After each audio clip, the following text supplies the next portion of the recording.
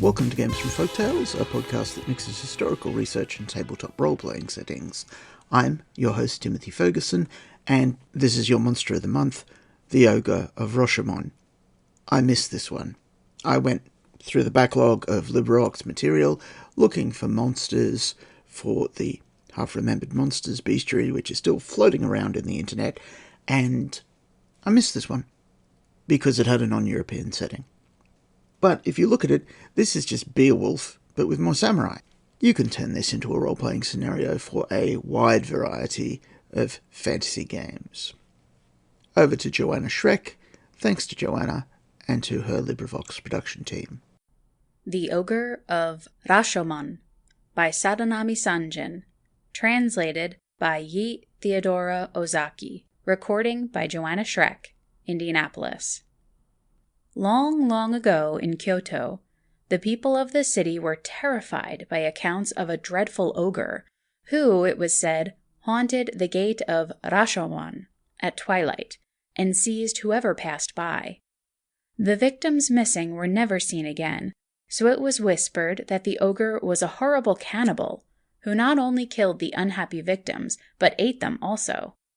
Now everybody in the town and neighborhood was in great fear, and no one durst venture out after sunset near the gate of Rashomon. Now at this time there lived in Kyoto a general named Raiko, who had made himself famous for his brave deeds. Some time before this he made the country ring with his name, for he had attacked Oyama, where a band of ogres lived with their chief, who instead of wine drank the blood of human beings. He had routed them all and cut off the head of the chief monster. This brave warrior was always followed by a band of faithful knights. In this band there were 5 knights of great valor. One evening, as the 5 knights sat at a feast quaffing sake in their rice bowls, and eating all kinds of fish, raw and stewed and broiled, and toasting of each other's healths and exploits, the first knight, Hojo, said to the others, "Have you all heard the rumor that every evening after sunset there comes an ogre to the gate of Rashomon, and that he seizes all who pass by?" The second knight, Watanabe, answered him, saying, "Do not talk such nonsense. All the ogres were killed by our chief Raiko at Oyama.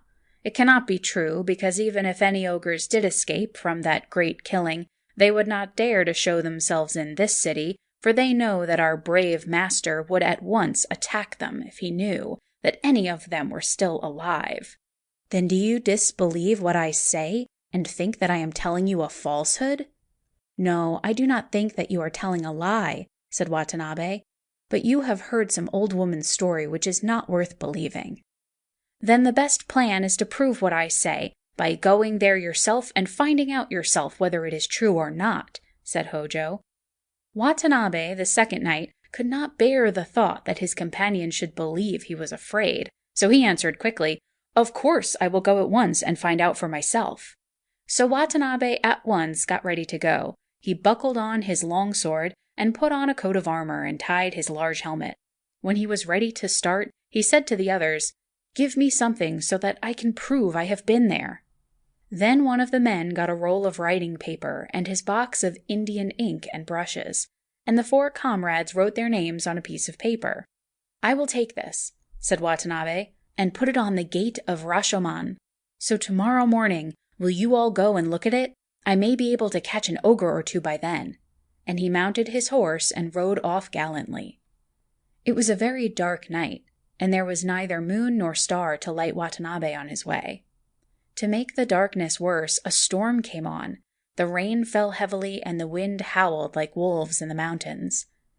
Any ordinary man would have trembled at the thought of going out of doors. But Watanabe was a brave warrior and dauntless, and his honor and word were at stake. So he sped on into the night, while his companions listened to the sound of his horse's hooves dying away in the distance, then shut the sliding shutters close, and gathered round the charcoal fire, and wonder what would happen, and whether their comrade would encounter one of those horrible Oni. At last Watanabe reached the gate of Rashomon, but peer as he might through the darkness, he could see no sign of an ogre. "It is just as I thought," said Watanabe to himself. "There are certainly no ogres here. It is only an old woman's story. I will stick this paper on the gate so that the others can see I have been here when they come tomorrow, and then I will take my way home and laugh at them all." He fastened the piece of paper signed by all his 4 companions on the gate, and then turned his horse's head towards home. As he did so, he became aware that someone was behind him, and at the same time a voice called out to him to wait. Then his helmet was seized from the back. "Who are you?" said the Watanabe fearlessly.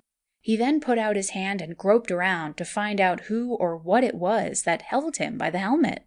As he did so, he touched something that felt like an arm. It was covered with hair and as big round as the trunk of a tree. Watanabe knew at once that this was the arm of an ogre, so he drew his sword and cut at it fiercely.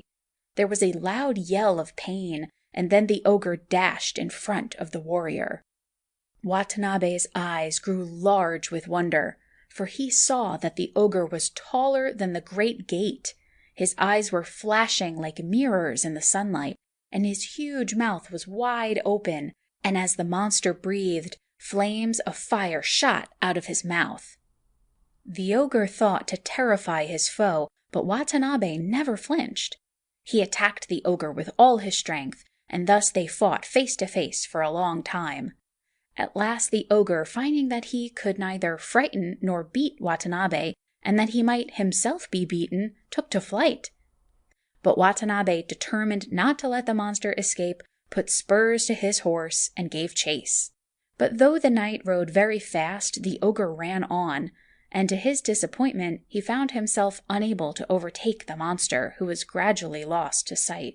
Watanabe returned to the gate where the fierce fight had taken place, and got down from his horse. As he did so, he stumbled upon something lying on the ground. Stooping to pick it up, he found that it was one of the ogre's huge arms, which he must have slashed off in the fight. His joy was great at having secured such a prize, for this was the best of all proofs of his adventure with the ogre, so he took it up carefully and carried it home as a trophy of his victory. When he got back, he showed the arm to his comrades, who one and all called him the hero of their band and gave him a great feast. His wonderful deed was soon noised abroad in Kyoto, and people from far and near came to see the ogre's arm. Watanabe now began to grow uneasy as to how he should keep the arm in safety, for he knew that the ogre to whom it belonged was still alive. He felt sure that one day or other, as soon as the ogre got over his scare, he would come to try to get his arm back again. Watanabe therefore had a box made of the strongest wood and banded with iron. In this he placed the arm, and then he sealed down the heavy lid, refusing to open it for anyone. He kept the box in his own room and took charge of it himself, never allowing it out of his sight. Now one night he heard someone knocking at the porch, asking for admittance. When the servant went to the door to see who it was, there was only an old woman, very respectable in appearance. On being asked who she was and what was her business, the old woman replied with a smile that she had been nurse to the master of the house when he was a little baby. If the lord of the house were at home, she begged to be allowed to see him. The servant left the old woman at the door and went to tell his master that his old nurse had come to see him. Watanabe thought it strange that she should come at that time of night, but at the thought of his old nurse, who had been like a foster mother to him and whom he had not seen for a long time, a very tender feeling sprang up for her in his heart. He ordered the servant to show her in. The old woman was ushered into the room, and after the customary bows and greetings were over, she said, "Master, the report of your brave fight with the ogre at the gate of Rashomon is so widely known that even your poor old nurse has heard of it. Is it really true, what everyone says, that you cut off one of the ogre's arms? If you did, your deed is highly to be praised." "I was very disappointed," said Watanabe, "that I was not able to take the monster captive, which was what I wished to do, instead of only cutting off an arm." "I am very proud to think," answered the old woman, that my master was so brave as to dare to cut off an ogre's arm. There is nothing that can be compared to your courage. Before I die, it is the great wish of my life to see this arm," she added pleadingly. "No," said Watanabe, "I am sorry, but I cannot grant your request." "But why?" asked the old woman. "Because," replied Watanabe, "ogres are very revengeful creatures, and if I open the box, there is no telling but that the ogre may suddenly appear and carry off his arm. I have had a box made on purpose with a very strong lid, and in this box I keep the ogre's arm secure, and I never show it to anyone, whatever happens." "Your precaution is very reasonable," said the old woman, "but I am your old nurse, so surely you will not refuse to show me the arm.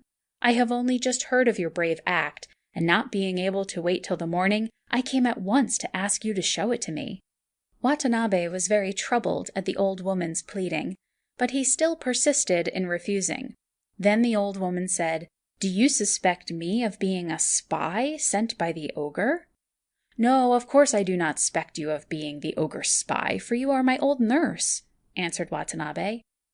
"Then you cannot surely refuse to show me the arm any longer," entreated the old woman, "for it is the great wish of my heart to see for once in my life the arm of an ogre." Watanabe could not hold out in his refusal any longer, so he gave in at last, saying, "Then I will show you the ogre's arm, since you so earnestly wish to see it. Come, follow me," and he led the way to his own room, the old woman following. When they were both in the room, Watanabe shut the door carefully, and then, going towards a big box which stood in the corner of the room, he took off the heavy lid. He then called to the old woman to come near and look in, for he never took the arm out of the box. "What is it like? Let me have a good look at it," said the old nurse with a joyful face. She came nearer and nearer, as if she were afraid, till she stood right against the box. Suddenly, she plunged her hand into the box and seized the arm, crying with a fearful voice which made the room shake, "Oh joy! I have got my arm back again!" And from an old woman, she was suddenly transformed into the towering figure of the frightful ogre. Watanabe sprang back and was unable to move for a moment, so great was his astonishment. But recognizing the ogre who had attacked him at the gate of Rashomon, he determined with his usual courage to put an end to him this time. He seized his sword, drew it out of its sheath in a flash, and tried to cut the ogre down. So quick was Watanabe that the creature had a narrow escape, but the ogre sprang up to the ceiling and, bursting through the roof, disappeared in the mist and clouds. In this way the ogre escaped with his arm. The knight gnashed his teeth with disappointment, but that was all he could do. He waited in patience for another opportunity to dispatch the ogre. But the latter was afraid of Watanabe's great strength and daring, and never troubled Kyoto again. So, once more, the people of the city were able to go out without fear, even at night time, and the brave deeds of Watanabe have never been forgotten. Your saga may vary.